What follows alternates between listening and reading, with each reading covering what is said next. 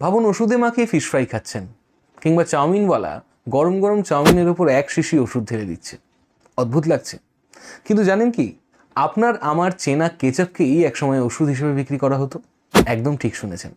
1834 সালে ওহাইওর ডাক্তার জন cook Bennett tomato দিয়ে তৈরি কেচাপকেই উপস্থাপন করলেন পেট ফাঁপা, উদরাময়, আমাশয় ইত্যাদির ওষুধ হিসেবে। এরপর ওষুধ হিসেবে জনপ্রিয়তা এতই বেড়ে যায় যে ট্যাবলেট হিসেবেও বিক্রি হওয়া শুরু হয় কেচাপ।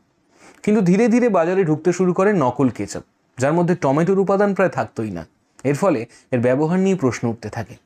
অবশেষে 1876 সালে হেনরি হাইন্স নামে এক ভদ্রলোক এই কেচাপের সঙ্গে ভিনিগার, চিনি এবং বেশ কিছু মশলা মিশিয়ে তৈরি করেন টমেটো সস।